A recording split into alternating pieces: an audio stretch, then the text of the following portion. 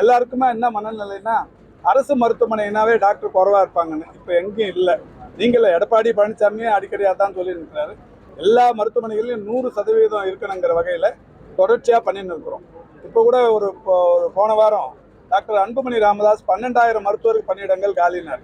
நான் உடனடியாக அடுத்த நாள் சொன்னேன், மொத்தமே 20,000 பணியிடங்கள் தான் மருத்துவத்துறையில், 12,000 காலின்னு சொன்னார். அதில் உண்மை நிலை என்னன்னா 2642 பேர் 5 மாதத்துக்கு முன்னாடி தான் முதல்வர் பணியாணை தந்தார் மருத்துவர்கள்.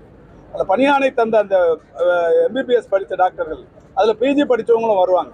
அவங்க என்ன பண்ணுவாங்கன்னா அடுத்த டிஎம்எஸ் டிஎம்இக்குன்னு அங்கே ஷிஃப்ட் ஆகுவாங்க. அப்போ அதில் ஒரு 400-500 வேக்கன்சி. டெய்லியுமே இந்த பணி ஓய்வு பெறுவதெல்லாம் இருக்குல்ல, இதெல்லாம் சேர்த்து ஒரு 700-800 தான் வேக்கன்சி. இப்போ 1100 வேக்கன்சிக்கு நேற்றுக்கு நோட்டிஃபிகேஷன் கொடுத்துருக்குறோம். நேற்றுக்கு பத்திரிகைகள்லாம் விளம்பரம் வந்திருக்கு, அனைத்து பத்திரிகைகளிலும் விளம்பரம் வந்திருக்கு. எம்ஆர்பி சார்பில் 1100 மருத்துவர்களை இப்போ எடுக்க போகிறோம். வர டிசம்பர் 11ஆம் தேதி எக்ஸாமினேஷன், இந்த தேர்வு முடிஞ்சோடனே அதுவும் போட்டு போகிறோம். அது போட்டு முடிச்சுட்டு இப்போ கிராம சுகாதார செவிலியர்கள் உச்சநீதிமன்றத்தின் ஆணைக்கு பிறகு ஒரு 2300 பேருக்கு ஒரு மாதத்திற்கு முன்னால் மாண்புமிகு முதல்வர் பணியாணை தந்தார். அதில் பேலன்ஸ் இருக்கிறவங்களையும் இப்போ எடுக்க போகிறோம். அது எடுத்து முடிச்சாச்சுன்னா ஹெல்த் இன்ஸ்பெக்டர்ஸ் ஏற்கனவே இன்டர்வியூ போயின்னு இருக்கு. இந்த 3 முடிஞ்சிருச்சுன்னா இந்த மக்கள் நல்வாழ்வுத்துறையில் 0% வேக்கன்சி.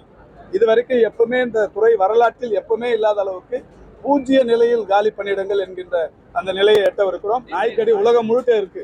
நாய்ங்கிறது இன்னைக்கு அதை கொல்லக்கூடாதுங்கிறது மனிதநேய ஆர்வலர்களுடைய இது. அப்போ நம்ம அதுக்கு என்ன பண்றோம், இந்த தடுப்பூசி மட்டும்தான் போடுறோம். பர்த் கண்ட்ரோல் பண்றதுக்கு தடுப்பூசி போட்டு அதை இது பண்ணணும். உயிர் வதை கூடாது அப்படிங்கிற மாதிரி மாண்புமிகு முதல்வர் தலைமையில் ஒரு கூட்டம் நடத்தி நகர்ப்புற உள்ளாட்சித்துறை அமைச்சர், நான், மாண்புமிகு துணை முதல்வர், இந்த மாதிரி எல்லா அமைச்சர்களும் எல்லா துறை செயலாளர்களையும் வச்சு இந்த ஸ்ட்ரே டாக்ஸ், தெருவில் திரிகிற நாய்களுக்கு என்ன மாற்று அப்படின்னும் போது அதுக்கு நிச்சயமா பர்த் கண்ட்ரோல் பண்றது மட்டும் இல்லை, இது எல்லாத்தையும் எடுத்துட்டு போயிட்டு ஒரு ஷெல்டர் போட்டு பண்ணணும் அப்படிங்கிற மாதிரி ஒரு ஸ்கீம் எடுத்துட்டு வந்திருக்காங்க. இப்போ உச்சநீதிமன்றத்திலையும் அதான் சொல்லியிருக்கிறாங்க. இதை நடைமுறைப்படுத்த தொடங்கிட்டா தெருக்கல்ல சுத்தமா எந்த நாயும் இருக்காது. அது மட்டும் இல்லை, இப்போ வீட்டில் வளர்க்குற செல்லப்பிராணியா நாய் இருக்கிறதால அதுக்கு லைசன்ஸ் கொடுக்குற திட்டத்தையும் இப்போ தீவிரப்படுத்தி எல்லாத்தையும் கொடுத்துருக்காங்க. நம்ம இந்த நிகழ்ச்சியின் மூலமா உங்களின் வாயிலா பொதுமக்களுக்கு அறிவுறுத்துகிற ஒன்று, நாய் வளர்க்குறத யாரும் குறை சொல்லலை. வளர்க்குற அத்தனை பேருமே அதுக்கு லைசன்ஸ் வாங்கி முறையா வீட்டுக்குள்ள மட்டும் வளர்த்துக்கினா எந்த பிரச்சனையும் இல்லை. பொதுமக்களுக்கு பாதிப்பு இல்லாமல் வளர்த்துக்கினா எந்த பிரச்சனையும் இல்லை.